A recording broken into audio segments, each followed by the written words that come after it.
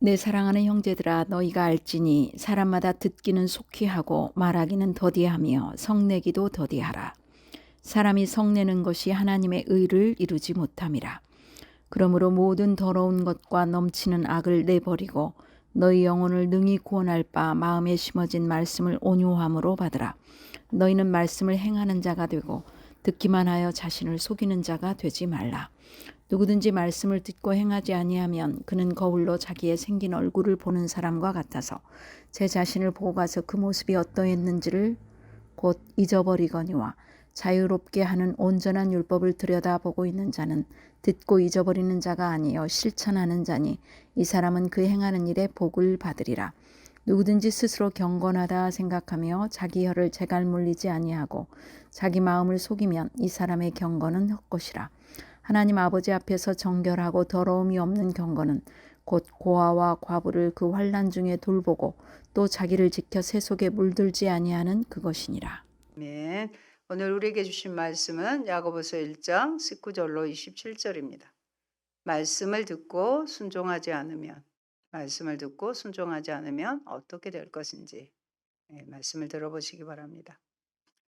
금요일에 있었던 일입니다. 점심을 먹고 우리 카페에서 리모델링 감사 예배로 찬양도 드리고 병원에 입원 중인 집사님을 위해 기도하고 싶었습니다. 그런데 때마침 오랜만에 지인에게서 전화가 왔습니다. 그동안 궁금한 이야기도 하다 보니 시간이 길어져 버렸습니다. 나중에 전화를 드린다고 해도 다른 이야기들로 계속 넘어가면서 시간이 많이 가버렸고 감사 찬양을 부를 상황이 안 되었습니다. 그동안에 새로 구입한 물건의 사용법을 배우느라 정신이 팔려버렸습니다. 나의 바쁜 마음도 몰랐습니다. 그래서 드릴 말씀을 전했는데도 자기 생각을 이야기하느라 조금 힘들었습니다. 잘 듣고 말하고 공감하는 능력이 절실하게 필요했습니다. 저에게 주시는 말씀입니다. 야고보서는 1장의 전반부는 시험에 대한 교훈을 소술하고 있고요. 후반부인 오늘 말씀인 19절로 20절은 거듭난 자의, 새로 태어난 자, 중생한 자의 새로운 생활에 대해서 기록하고 있습니다. 첫 번째, 말씀과 온유입니다. 야고보는 내 사랑하는 형제들아, 내 사랑하는 자매들아 라는 표현을 쓰면서 듣기는 속히 하고 말하기는 더디하고 성내기는 도디하라고 권면합니다. 야고보는 본절에서 그리스도인들이 지켜야 할 세 가지를 권면합니다. 듣기는 속히 하고입니다. 거듭나는 것은 순간적인 현상으로 그치는 일이 아닙니다. 그것은 꾸준히 지속되는 여러 과정들을 통해서 변화되어야 합니다. 그래서 그리스도인들은 하나님의 말씀을 속히 들을 준비가 되어 있어야 합니다. 다음으로 말하기는 더디하며입니다. 이것은 말을 천천히 하라는 뜻이 아니지요. 성급하게 자기의 의견만을 주장하거나 자기의 고집만을 내세우지 말라는 것입니다. 계속하여 말하거나 자기의 주장을 내세우는 사람은 논쟁에 빠지기 쉽고요. 하나님이 말씀하시는 바를 온전히 깨닫지 못하게 됩니다. 그리스도인들은 말을 하기 전에 먼저 겸손히 진리를 받아들이는 태도를 갖추어야 합니다. 다음으로는 성내기도 더디하라입니다. 본문은 일반적으로 분노, 증오 등으로부터 자기 자신의 마음을 보존하는 것을 의미합니다. 감정의 격분이 마음속에 자리 잡고 있을 때 하나님의 은하 말씀을 받아들일 수 없습니다. 그러므로 그리스도인들이 지켜야 할 세 가지는 듣기는 속히 하고 말하기는 더디하며 속내기도 더디하라입니다. 여러분, 다른 사람의 말을 경청하지 않고 자신의 의견을 지나치도록 주장하다가 화를 참지 못하고 폭발하는 경우를 자주 보게 됩니다.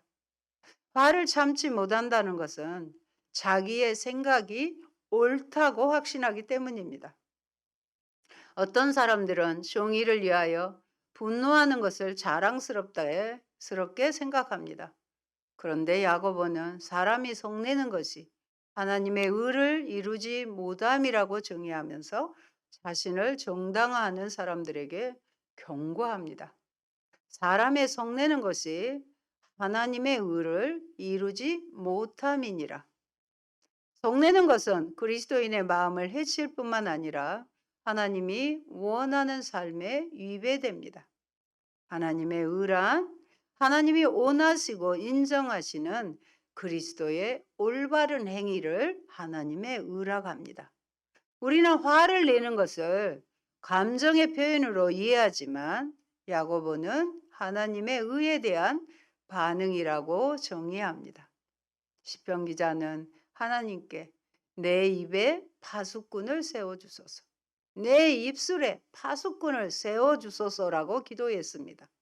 신앙이 성숙하면 어떤 말을 할 때 그리스도께 첫째 영광이 될 것인지를, 또 상대방이 어떻게 생각할지를 생각해보고 말을 해야 하는 것입니다. 이것이 바로 진정한 경건인 것입니다. 그래서 21절에 모든 더러운 것과 악을 내어버리라고 말씀하십니다. 야고보는 다시 그리스도인이 말씀을 받기에 합당한 조건을 언급합니다. 그리스도를 영접한 자가 마땅히 해야 할 일은 더러운 것과 넘치는 악을 내어버리는 것이며, 이미 우리 속에 와서 역사하시는 그리스도의 말씀을 통하여 항상 새롭게 되어야 하는 것입니다. 내어버리고, 이 말의 원어의 의미는 옷을 벗어버리다라는 의미입니다. 하나님의 말씀을 더욱더 잘 받아들이기 위해서 세심하게 자신을 살펴 마음속에 있는 모든 탐욕과 정욕 등을 내어버려야 함을 옷을 벗는 것으로 시사합니다. 그렇지 않고 부주의할 경우 쉽게 악에 빠지기 때문입니다. 더러운 것은 원래 옷에 붙어 있는 더러운 때를 의미하였으나 여기서는 모든 도덕적인 악을 가리키는 것으로, 야고보는 그리스도인이라면 이런 더러운 것을 떨쳐버려야 함을 권면합니다. 넘치는 악은 중복된 표현입니다. 야고보는 그리스도인들이 모든 도덕적인 악을 버려야 함을 중복하면서 강조하면서 강력하게 권면하고 있습니다. 능히 너희 영혼을 구원할 바 마음에 심긴 도를 온유함으로 받으라. 이 본문은 구원의 수단으로 마음에 심긴 도를 말합니다. 이것은 이 편지를 받는 수신자들이 이미 하나님의 말씀을 받아들인 자임을 암시함과 동시에 하나님의 말씀을 통한 구원의 확실성을 강조하는 것입니다.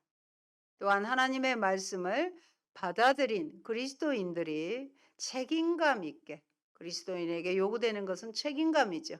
말씀에 대한 책임감 있게 말씀에 응답해야 하며 그것을 실제로 행함으로 열매를 맺을 것을 공고하는 것입니다.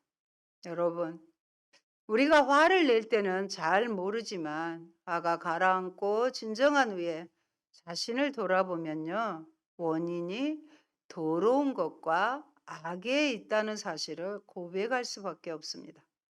그렇다면 하나님의 의가 드러나는 삶은 말을 더디하고 화내기를 더디하는 것을 우리 자신의 노력과 힘으로 과연 가능할까요? 다시 21절을 보겠습니다. 그러므로 모든 더러운 것과 넘치는 악을 내버리고 너희 영혼을 능히 구원할 바 마음에 심어진 말씀을 온유함으로 받으라고 권면합니다.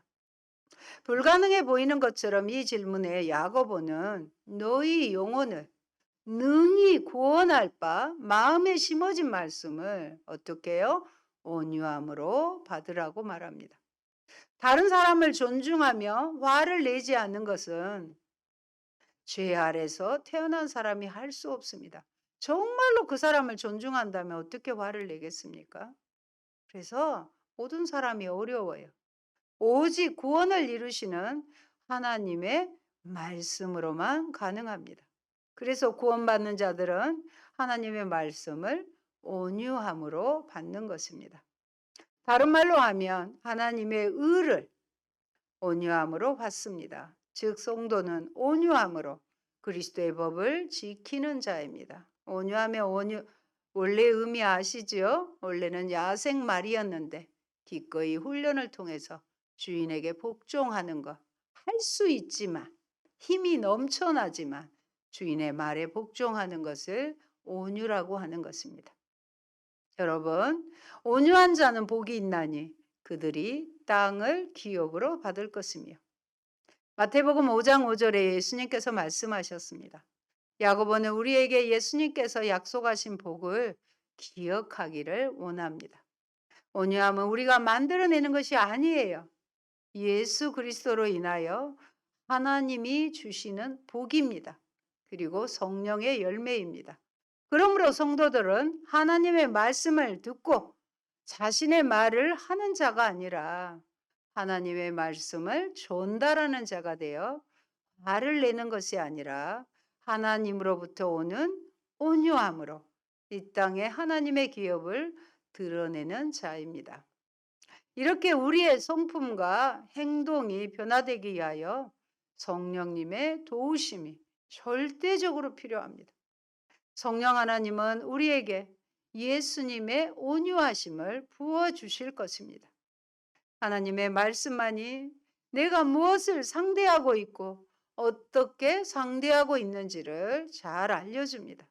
그 말씀을 듣는 것이 세상을 이기고 나를 지키는 길입니다. 따라서 온유한 마음으로 겸비한 마음으로 받아야 합니다. 그래야 말씀이 잘 들리게 되는 것입니다. 둘째, 말씀과 실천입니다. 22절에서는 거울을 보는 것의 비유를 들고 있습니다. 성경은요, 우리의 삶을 비추는 거울입니다. 성경을 볼 때 우리의 삶이 드러나고 잘못된 점들이 드러납니다. 만일 자신의 잘못과 단점들이 보임에도 불구하고 그것을 고치지 않는다면 자신의 얼굴에 무엇이 묻은 것을 거울로 확인하고도 고치지 않는 사람과 같다고 성경은 말합니다. 우리는 성경을 통해 우리 자신을 거울이기 때문에 고쳐나가야 합니다. 또 24절에서는 듣기만 하여 자신을 속이는 자가 되지 말라고 합니다. 말씀을 들은 자는 어떻게? 그것을 행해야 할 책임이 있습니다. 그러나 그 책임을 수행하지 않고 말씀을 듣는 것만으로 하나님의 영광스러운 보좌에 참여할 것으로 생각한다면 그것은 자기 자신을 기만하는, 속이는 행위인 것입니다. 당시의 거울은요, 유리가 아닌 구리로 만들었기 때문에 거울 속에 비친 자신의 모습을 면밀히 관찰하나 희미한 모습으로 비춰질 뿐 확신이 없음을 나타냅니다.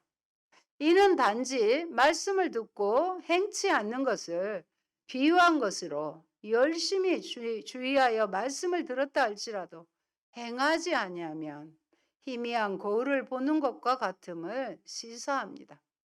진리의 말씀을 희미하게 듣고 나서 실행치 않는 자가 곧 말씀을 잊어버리고 다시 죄의 상태로 되돌아가는 모습을 언급하고 있습니다. 그러므로 경건한 자는 하나님의 말씀을 듣고 이에 순종한 사람인 것입니다. 순종이 없으면요, 아무것도 아닙니다. 하나님 말씀을 공부하는 것도 모두 순종하기 위해서 공부하는 것입니다. 하나님 말씀에 순종했을 때 우리는 말씀이 진리인 것을 확실히 알 수 있고 더욱더 주님의 말씀에 순종할 수 있습니다. 하나님의 말씀에 순종해 가면서 그분을 더욱더 깊이 신뢰할 수 있게 되는 것입니다. 이것이 진정한 신앙인의 삶이요, 경건한 자의 삶인 것입니다. 한편 그 행하는 일에 복을 받으리라는 말은 율법을 행함으로 인해 복을 받는다는 의미로 해석해서는 안 됩니다. 만약 그렇게 해석할 경우 율법을 지키는 그 일로 인하여 만사가 복을 받게 된다는 의미가 되기 때문입니다. 따라서 이는 실행하는 자체에 의미를 두어서 행위 자체가 그 행함이 아무리 힘들고 어렵다 할지라도 그것이 행하고 있는 것이 복이라는 것입니다. 여러분, 하나님의 말씀은 죽은 정보가 아니라 하나님의 살아있는 인격이기 때문에 청종과 순종과 실천으로 그 말씀에 참여하지 않으면 말씀의 참뜻과 의도를 이해할 수 없습니다. 그래서 토달지 않고 순종할 때 진리가 주는 자유함이 찾아오며 주께서 동행하시는 복이 하는 일마다 임할 것입니다. 세 번째, 말씀과 경건입니다. 26절입니다. 누구든지 스스로 경건하다 생각하며 자기 혀를 제갈 먹이지 아니하고 자기 마음을 속이면 이 사람의 경건은 헛것이라. 헛것이라고 단언합니다. 신약 성경에서 본문에만 나오는 경건하다는 이 말은 예배의 외적인 모습, 즉 기도, 구제, 금식 등을 언급하는 것으로서 외식적인 바리새인들의 모습을 암시합니다. 이렇게 스스로 경건하다고 하는 사람이 말에 대해서 자제하지 못할 때 자기 자신을 속이는 사람이 됩니다. 제갈 먹이지는 남을 비방하거나 악담하는 것을 제어하는 그런 모습을 나타냅니다. 다른 말로 혀를 절제하지 않으면서 스스로 경건하다고 생각하며 확신하는 것은 자신을 속이는 결과를 초래하게 되며 이렇게 말과 행위가 틀린 경건은 위선자들에게서 오는 헛된 것입니다. 말씀을 어떤 것이 위선인지 행함이 없는 것인지 살펴보도록 하겠습니다. 마태복음 6장에서 보겠습니다. 먼저 2절 봅니다. 그러므로 구제할 때에 외식하는 자가 사람에게서 영광을 받으려고 회당과 거리에 사는 것 같이 너희 앞에 나팔을 불지 말라. 진실로 너희에게 이르노니 그들은 자기 상을 이미 받았느니라. 모든 일에게 드러내게 구제하고 외식하는 자는 하나님과 상관이 없이 자기의 상을 이미 받았다는 것이죠. 자, 16절도 그들이 주묵인 금식에 대해서 보겠습니다. 16절 봅니다. 금식할 때에 너희는 외식하는 자들과 같이 슬픈 기색을 보이지 말라. 그들은 금식하는 것을 사람에게 보이려고 얼굴을 흉하게 하느니라. 내가 진실로 너희에게 이르노니 그들은 자기 상을 이미 받았느니라. 아멘. 다 조건이 뭐예요? 사람에게 보이려고. 사람에게 인정하려고 하면 하늘나라에서는 받을 것이 없다는 거예요. 자기 상을 이미 받았다는 것. 이건 위선이라는 것을 말씀드립니다. 정결하고 도름이 없는 경건에 대해서 말합니다. 어떤 것이 정말로 정결하고 하나님 보시기에 도름이 없는 경건일까요? 27절 같이 보십니다. 하나님 아버지 앞에서 정결하고 도름이 없는 경건은 어떻게 해요? 곧 고아와 가부를 그 환난 중에 돌보고 또 자기를 지켜 새 속에 물들지 아니하는 그것이니라. 아멘. 이 말씀은 경건의 정의라고는 할 수 없지만 경건한 삶이 구체적으로 어떻게 나타나야 할 것이라는 것을 보여줍니다. 행함으로 나타나는 경건입니다. 실제로 경건한 삶은 내적인 모습으로부터 이제는 다른 사람이 인식할 수 있는 외적인 삶의 모습으로 나타나야 됩니다. 열매가 맺혀져야 되는 거예요.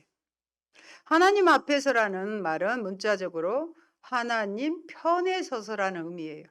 그래서 하나님의 평가 방법으로 사람을 보는 것을 의미합니다. 내 생각으로, 내 경험으로, 내 지식으로 사람을 평가하는 게 아니라 누구의? 하나님의 평가 방법으로 사람을 보는 거예요. 하나님은 누구나 다 사랑하시죠. 다 보배롭고 존귀하게 여기시는 분이 하나님이시지 않아요? 정결하고 도로움이 없는 경건이라는 말은 경건의 구체적인 한 방법을 소개하는 것입니다. 도로움이 없는은 정결하는 의미, 도로움이 없으니까 정결하죠. 그래서 정결하고 도로움이 없는이라는 표현은 똑같은 말, 동의어를 중복으로 강조를 나타내는 거예요. 강조하는 거예요. 특히 고대에는 종교 의식에 있어서 기독교이든 이교도든 정결하고 흠없는 제사가 요구되었기 때문입니다.